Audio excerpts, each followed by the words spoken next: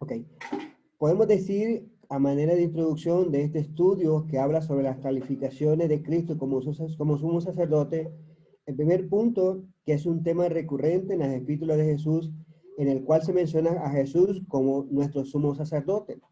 Y en las citas que mencionabas, tanto en Hebreos 2:17, ahí se le da el calificativo desde el cual que Jesús es un sumo sacerdote en el cual es misericordioso y fiel.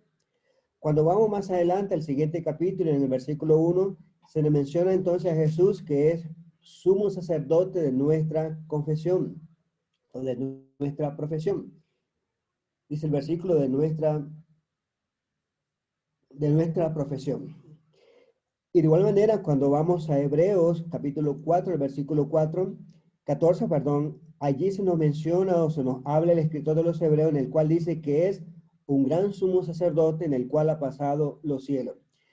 En el sumo sacerdote del Antiguo Testamento, el templo en el cual ellos tenían, en el cual llegaban y ofrecían la adoración, las ofrendas y el sacrificio, había un lugar santo. Y luego, ¿verdad? Había también un lugar santísimo en el cual estaba dividido por una cortina. El sumo sacerdote, cada vez que entraba al lugar santísimo, por ende, entraba una vez que éste se purificaba. Y cada vez que entraba, que lo hacía cada año, él tenía que purificarse. Y no solamente esto, también el Antiguo Testamento nos menciona que él se amarraba una cuerda alrededor de su cintura, y si los sacerdotes miraban que la cuerda no se movía rápidamente, ¿verdad? Lo tenían que sacar. Esas eran las precauciones que tomaba el sumo sacerdote cuando entraba al lugar santísimo. Hebreos 4:14, ¿verdad? El versículo que vemos ahí en pantalla, se nos indica entonces de que Jesús ha entrado al lugar santísimo y ha entrado una vez para siempre, en el cual, ¿verdad? Se nos manifiesta que ha sido un sacrificio perfecto. Luego, ¿verdad? Cuando vamos al versículo 15, se nos menciona entonces que es un sumo sacerdote que puede simpatizar con nuestras debilidades. Esto significa, ¿verdad?, de que sabe exactamente lo que es pasar por alguna tribulación. Sabe lo que, ponía el ejemplo siempre, ¿verdad?, lo que es tener hambre, lo que es tener alguna tristeza, lo que es tener alguna pérdida.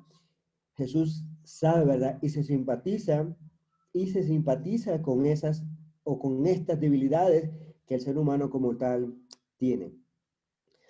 Luego, ¿verdad? Podemos decir que el capítulo 5 está de acuerdo con el propósito general de todo el libro de Hebreo, en el cual, ¿verdad? La intención del escritor del Hebreo es presentar a un Jesús que es superior. Y se nos menciona entonces a un Jesús, o se menciona entonces la superioridad de Jesús y también del nuevo pacto. En los versículos anteriores, ¿verdad? Como hemos visto en el capítulo 1, y inclusive el capítulo 2 y algunos versículos del capítulo 2, se nos menciona entonces que Jesús fue superior a los profetas. Y de igual manera, dices, también ha sido superior a los ángeles. Cuando mirábamos y revisábamos Hebreos capítulo 3, del verso 1 hasta el verso 6, se nos mencionaba entonces de que Jesús es también superior a Moisés. Ahora, cuando llegamos al capítulo 5, es natural entonces que el escritor de los Hebreos haga la comparación con Aarón y el sacerdocio como tal. Entonces, a manera de los siguientes puntos que podemos ver en la introducción es lo que vemos ahora es la comparación real con Aarón. Y de igual manera, a ver, seguirá más adelante. Pero lo que vemos en estos versículos es las cualificaciones que Jesús tiene para ser un sumo sacerdote. Entonces, revisaremos las cualificaciones requeridas para ser sumo sacerdote. Y de igual manera, ¿verdad? Se establece que Jesús sí califica como sumo sacerdote, que es lo que nosotros encontramos en las lecciones de Hebreos capítulo 5, del verso 1 hasta el versículo 10. Podemos entonces mencionar que algunos lectores, ¿verdad?, que no son judíos y que no estén familiarizados, ¿verdad?, con este concepto del papel de los sumos sacerdotes, en esta sección de Hebreos capítulo 5, del verso 1 hasta el verso 10, se nos habla de manera esclarecedora acerca de este punto. Y además podemos aumentar nuestra apreciación de Jesús, de cómo es nuestro sumo sacerdote. Comencemos entonces en el cuerpo del estudio.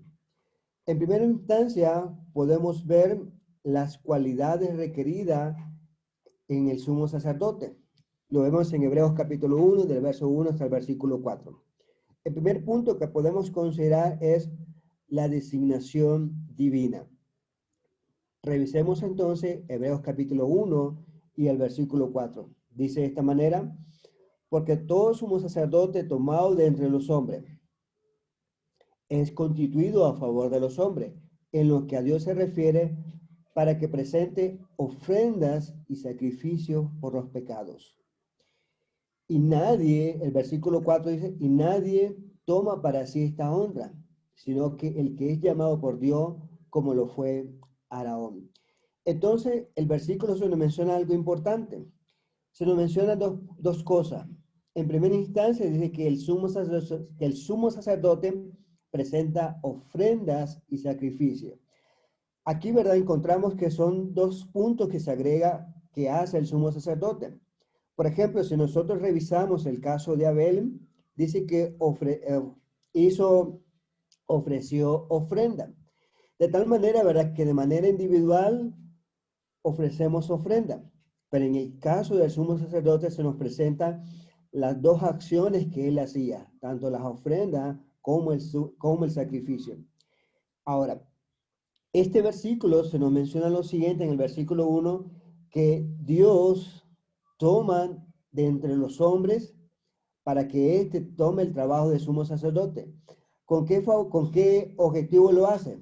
Como dice el versículo 1, es constituido a favor de los hombres. Es decir, que fácilmente, ¿verdad?, va a estar dolido por los pecados del pueblo y de esa manera va a llevar el sacrificio que realmente se requiere, con la premisa que realmente se debe de hacer. El trabajo entonces del sumo sacerdote involucra las cosas concernientes a Dios. Consideramos en Hebreos capítulo 2, el versículo 17, el cual dice, por lo cual debía de ser en todo semejante a sus hermanos, para venir a ser misericordioso y fiel sumo sacerdote en lo que se refiere para expiar los pecados del pueblo. Entonces, y demás podemos decir que el deber era de ofrecer ambos presentes, el de ofrecer tanto ofrenda y sacrificios por los pecados.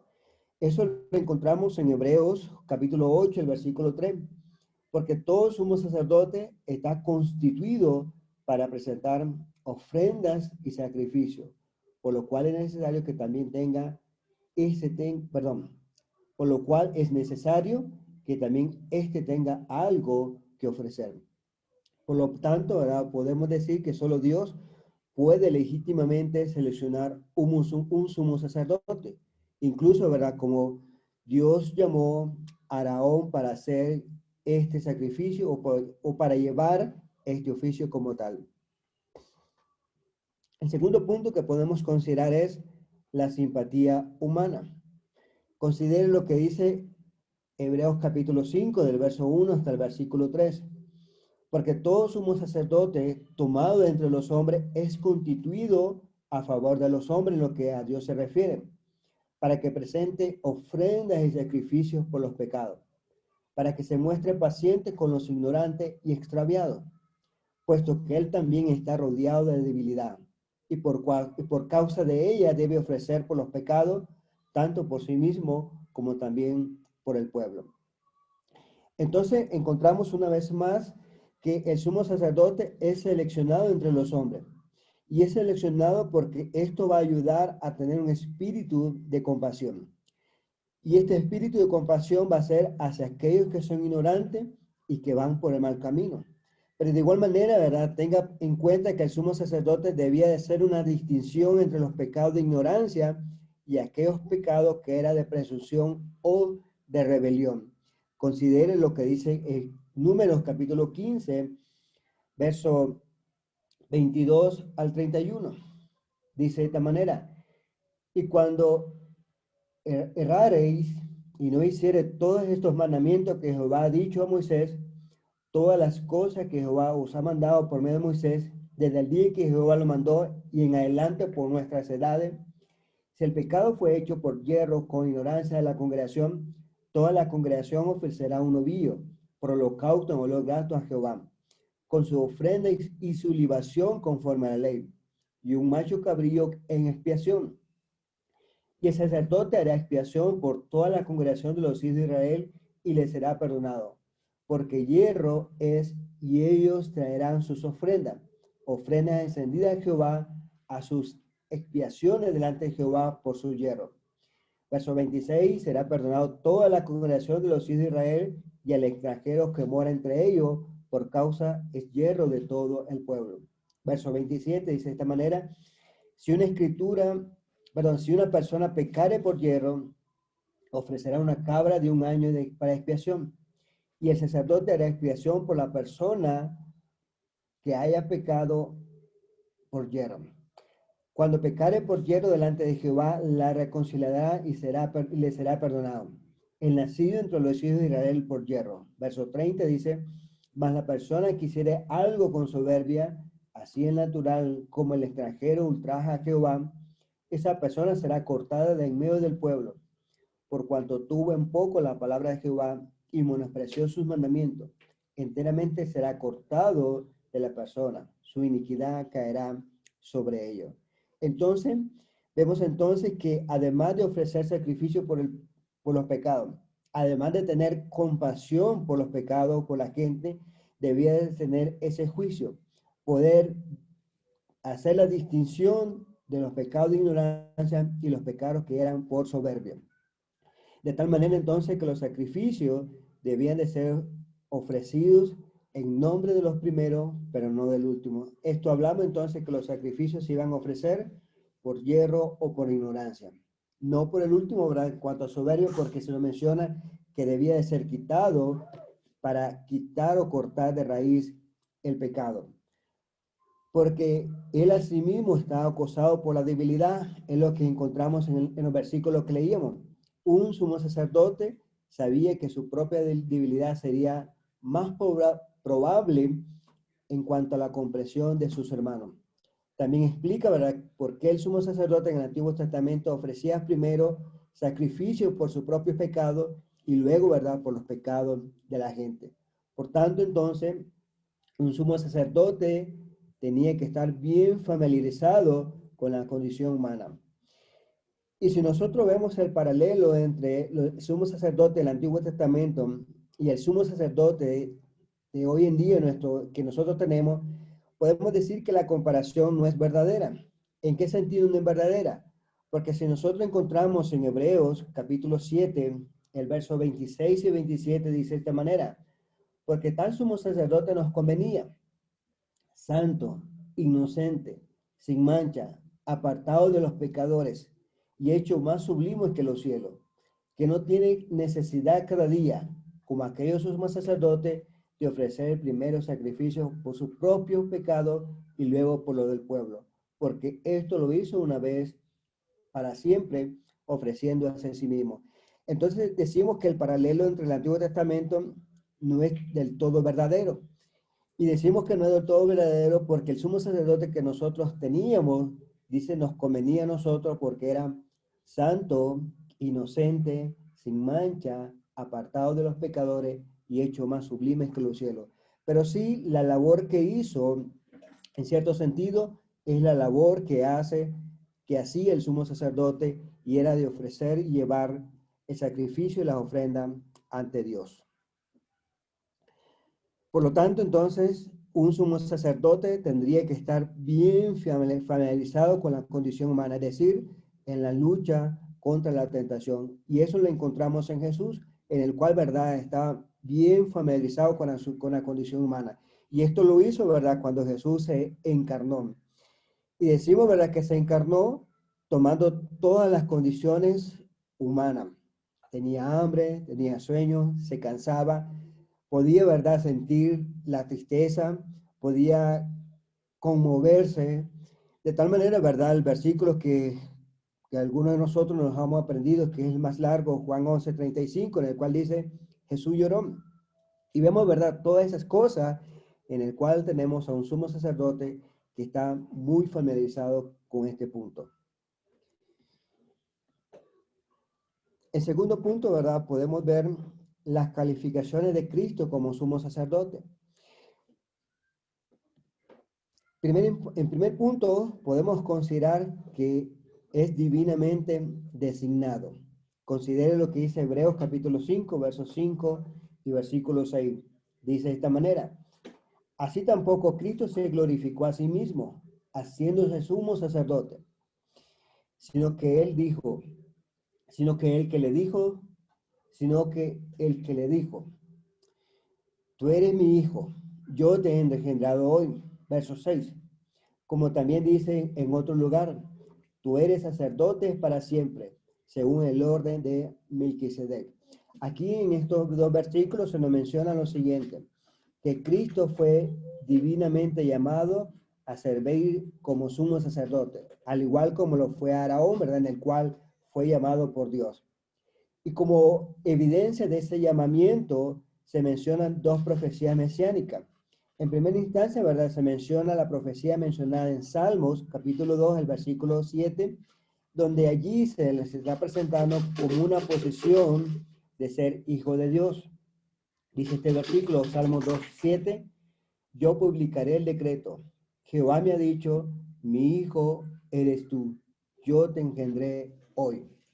Y luego, ¿verdad? Además de presentar esta profecía de su posición como hijo de Dios, también se le compara con el llamamiento o el nombramiento como sacerdote según la orden de Melquisedec. En Salmo 110, el versículo 4 dice de esta manera: y juró Jehová y no se arrepentirá. Tú eres sacerdote para siempre, según el orden de Melquisedec. Y vemos entonces que la comparación o el orden del sacerdocio no se hace entonces, ¿verdad?, según el sacerdote de Aarón. Y esto es sumamente importante, lo hace según la orden de Melquisedec. Cuando nosotros vemos allá en la orden de Melquisedec, lo vemos en Génesis, encontramos, ¿verdad?, que ese orden no tiene inicio, no tiene origen, ¿verdad? Digamos así, como también Dios tampoco tiene origen. Y de igual manera, además de ellos, otro punto importante que el pueblo de Israel debía de considerar es que Aarón dio diezmo de todo lo que tenía al sacerdote Melquisedec. Y además de ello, se nos menciona en Génesis que además de ser sacerdote, pues era rey. Por ende, Abraham, al ofrecer sacrificio, también entonces sus hijos y su descendencia también estaba ofreciendo sacrificio o estaba dando el diezmo de todo lo que tenía al orden de Melquisedec. Entonces, como hijo de Dios, sentado y gobernando a la diestra de Dios, encontramos también que es también, además de ser rey, es también sumo sacerdote, como también lo era Melquisedec. Y además de ellos, podemos decir que tenía simpatías debido a sus propios sentimientos. Considere lo que dice en Hebreos capítulo 5, verso 7 y versículo 8. Y Cristo, en los días de su carne, es decir, en los días en el cual se encarnó, en los días en el cual, ¿verdad?, tenía las mismas condiciones que nuestra, dice así: ofreció ruegos y súplica con gran clamor y lágrima al que le podía librar de la muerte. Esto cuando hace referencia, ¿verdad?, ruego y súplica con gran clamor, hacía referencia, ¿verdad?, cuando Jesús estaba en el huerto de Getsemaní, en el cual dice que su sudor era como grandes gotas de sangre. Jesús, ¿verdad?, debido a su omnipresencia, sabía lo que iba a sufrir. Y vemos de esa manera, ¿verdad?, en el cual a un Jesús que estaba ofreciendo ruegas y súplica por lo que le tenían que pasar. El versículo 7 de esa manera: fue oído a causa de su temor reverente.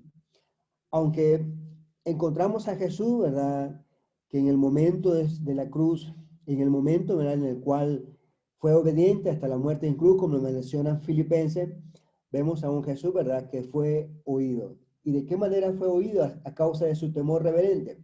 fue oído, ¿verdad?, cuando Él resucitó. Y de esa manera, ¿verdad?, vemos que la muerte no le venció, sino que Él pudo resucitar y vencer de esa manera a la muerte. Versículo 8, y aunque era hijo, por lo que aprendió, por lo que padeció, aprendió la obediencia, habiendo sido perfeccionado, perdón, aprendió, dice, la obediencia. El versículo decía entonces, mientras que en los días de su carne ofreció ruegos, oraciones y súplicas con grito, ¿verdad?, vehemente. Él oró a aquel que podía ser capaz de salvarlo de la muerte. Y vemos entonces que él fue escuchado a causa de su temor reverente. Jesús entonces, en este versículo se nos menciona que Jesús tenía un temor reverente. Y de esa manera, ¿verdad?, podía ofrecer tales oraciones para que pudiera proporcionar una idea del alcance de sus tentaciones y el sufrimiento de su carne.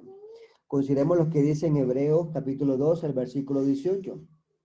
Pues en cuanto él mismo padeció siendo tentado, es poderoso para socorrer a los que son tentados.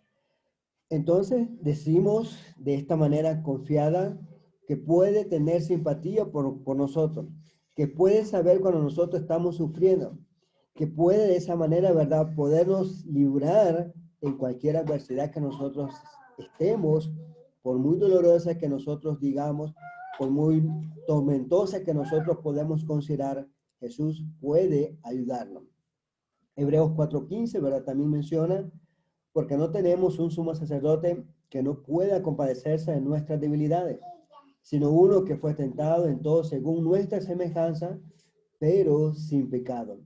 ¿Qué vemos aquí? Dice, fue tentado en todo según nuestra semejanza, es decir, los mismos que nosotros sufrimos en este cuerpo físico, Jesús lo soportó. Y de igual manera que lo soportó, el escritor de los Hebreos es muy claro diciendo, pero sin pecado. Es decir, que podemos acercarnos a este sumo sacerdote que tiene simpatía por nosotros y porque sobre todo sabe socorrernos en el momento de la angustia. Aunque era hijo de Dios, por las cosas que sufrió, dice, aprendió obediencia. ¿Qué significa esto? Que ciertamente él conocía la obediencia como hijo de Dios. Tal vez también significa que llegó a ser, que implicaba la obediencia aún en la carne, es decir, el desafío de la obediencia en medio del sufrimiento, las tentaciones. Y a través del sufrimiento, ciertamente Jesús entiende al ser humano en su condición, que lo califica entonces para servir como sumo sacerdote. Es a través de su sufrimiento que Jesús ciertamente entiende al ser humano en su condición, que lo califica entonces para servir como sumo sacerdote. Como tercer punto, ¿verdad?, podemos considerar que este sumo sacerdote, que el llamamiento de Cristo como sumo sacerdote. En primera instancia se nos dice que es autor de eterna salvación. Miremos lo que dice Hebreos 5:9. Y habiendo sido perfeccionado, vino a ser autor de eterna salvación para todos los que le obedecen. Dice, fue perfeccionado en virtud de su sufrimiento en la carne. Él tiene que convertirse, o él se ha convertido, podemos decirlo, en autor de la salvación. La palabra autor, ¿verdad?, en el griego, que es de haitio, significa literalmente porque, es decir, que es la causa por la cual nosotros podemos encontrar en él la salvación eterna.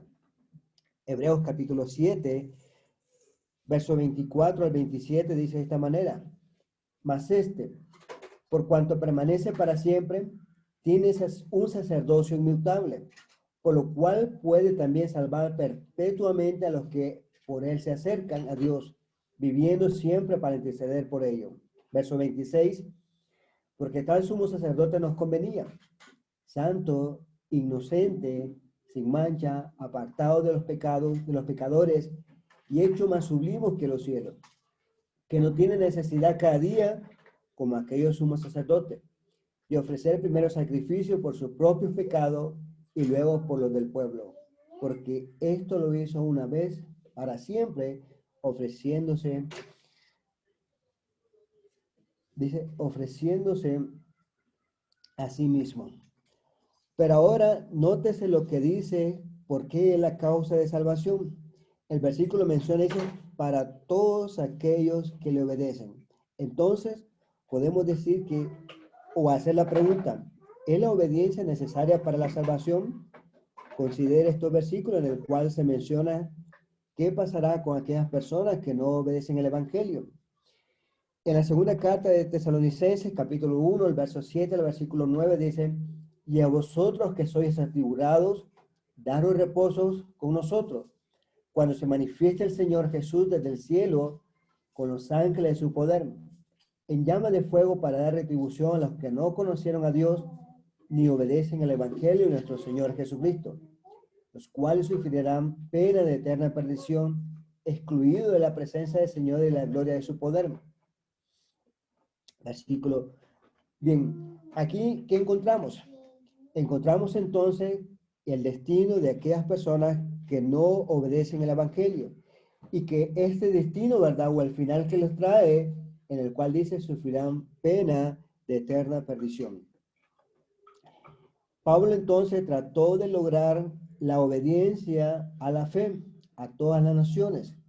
Considere lo que dice Romanos 1:5, y por quien recibimos la gracia del apostolado para la obediencia a la fe en todas las naciones por amor de su nombre. Una vez más, se nos menciona entonces que la obediencia es necesaria para la salvación y es lo que el apóstol Pablo demandaba y requería de ellos. Romanos 16, verso 25 y 26 dice, y al que puede confirmaros según mi evangelio y la predicación de Jesucristo, según la revelación del ministerio que se ha mantenido oculto desde los tiempos eternos, pero ha sido manifestado ahora, y que por las escrituras de los profetas, según el mandamiento de Dios eterno, se ha dado a conocer a toda la gente para que obedezcan a la fe. Pero podemos decir que no todos han obedecido el Evangelio. Sin embargo, el apóstol Pablo estaba agradecido por aquellos que sí habían obedecido el Evangelio, a aquellos que habían obedecido la verdad y que de esa manera, como lo hace ver al apóstol Pablo, al apóstol Pedro, perdón, habían purificado sus almas. Entonces podemos responder y decir que la obediencia sí es necesaria para la salvación. Entonces, nos salvamos por obra. Cuando hacemos referencias a obras meritorias, obras que ganamos por la salvación, obviamente no, ¿verdad? Pero si nos referimos con obras a las obras de Dios, a obras que recibimos como un regalo inmerecido de la salvación, en las cuales Dios ha ordenado, entonces sí, considero lo que dice Juan capítulo 6, el versículo 28. Entonces le dijeron, ¿qué debemos de hacer para poner en práctica las obras de Dios? Verso 29, respondió Jesús y le dijo, esta es la obra de Dios, que creáis que el que Él ha enviado. De esta manera, ¿verdad? Entonces decimos que tanto el arrepentimiento, tanto el bautismo, tanto el creer, son obras la cual Dios ha dado. Y de esa manera, ¿verdad? Cuando nosotros obedecemos para recibir la salvación, pues de esa manera, ¿verdad? Nosotros hacemos las obras que Dios nos ha obedecido, o que Dios nos ha mandado para que de esa manera podamos obtener la salvación. La salvación entonces es por gracia, mediante la fe, no incluye o no excluye la necesidad de la obediencia a Cristo y a su evangelio. También, ¿verdad? Hablando o haciendo referencia al sumo sacerdote, se nos menciona que es según el orden de Melquisedec. Y Hebreos 5:10 dice, y fue declarado por Dios sumo sacerdote, según el orden de Melquisedec. Habíamos mencionado anteriormente que este sacerdocio era superior al sacerdocio de Aarón. De tal manera que Melquisedec se nos menciona en la escritura en Génesis que no tiene origen como Dios. Se nos presenta también como sumo sacerdote y además se nos presenta como rey. Y de igual manera, ¿verdad? Aquí comenzamos a aprender la naturaleza distinta de Dios, la de Cristo, la del sacerdocio, ¿verdad? Que es de Aarón. Como leíamos anteriormente en Salmos capítulo 110, el versículo 4, juró Jehová y no se arrepentirá. Tú eres sacerdote para siempre, según el orden de Melquisedec. El Mesías, en esta profecía se estaba mencionando que sería un sumo sacerdote, que sería para siempre, según el orden de Melquisedec. Por tanto, ¿verdad? Podemos decir que el sacerdocio sería diferente al sacerdocio de Aarón o al sacerdocio levítico. Sería diferente, pero además podemos catalogarlo y decirle que sería superior. Sería diferente en cuanto a la suficiencia para convencerle de no abandonar su fe a Cristo. Era algo en el cual el recipiente o los receptores de esta carta debían de comprender que Cristo es sumo sacerdote, que Cristo es diferente, su sacerdocio es diferente al de los levíticos, por ende, ¿verdad? Ellos debían de considerar seguir siempre adelante. Además de poder percibir esta diferencia, el escritor de los Hebreos o los recipientes de esta carta debía de comparar esto, la diferencia entre los dos sacerdocios y la superioridad de Cristo sobre el sacerdocio de Aarón. Y más adelante, en el capítulo 7, ¿verdad? De Hebreos, cuando lleguemos aquí, pues hablaremos con más detalle sobre el sacerdocio de Aarón. A manera de conclusión, ¿verdad? Podemos decir lo siguiente. La inmadurez espiritual de los recipientes de la carta a los hebreos obliga al escritor de los hebreos a hacer un discurso aparte. Y este discurso aparte lo encontramos del versículo 5, capítulo 5 de Hebreos, del verso 11 hasta el capítulo 6, versículo 20, a hacer un paréntesis. Porque si nosotros vemos en el capítulo 1, comienza el libro de los Hebreos con un sermón sumamente, ¿verdad? ¿Cómo decía? Extenso, como si fuese, ¿verdad? Un alimento sólido. Comienza a hablar sobre la superioridad de Cristo, sobre los profetas, sobre los ángeles, sobre Moisés, y haciendo una comparación de su sacerdocio superior al de Aarón, ahora se ve en la imperiosa necesidad de hacer un paréntesis. Porque en los siguientes versículos que nosotros vamos a considerar, se les exhortaba a que debían de ser maduros espiritualmente, a que debían de considerar su madurez espiritual y que ya en este momento ellos debían de ser maestros. Pero en estos versículos podemos decir con toda certeza que el escritor de los Hebreos ha establecido lo siguiente, que Jesús, el cual es autor de nuestra salvación, es también o tiene las cualificaciones de sumo sacerdote. ¿Cuáles son estas? Divinamente designado por Dios, como lo fue Aarón, como lo es también Jesús. Y que de igual manera Él es comprensivo debido a sus propios sufrimientos, porque ha sido semejante a nosotros. Esto hace entonces a un Jesús, el cual es apropiado, siendo entonces autor de nuestra salvación.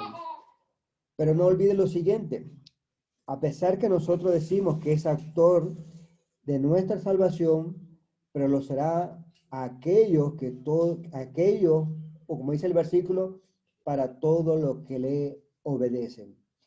Y en esta mañana, ¿verdad? Pues se hace una extensa invitación a aquellos que no han prestado obediencia al Evangelio, en el cual Jesús se da la invitación, en el cual dice, vayamos a Él, que nosotros consideremos, ¿verdad?, su salvación.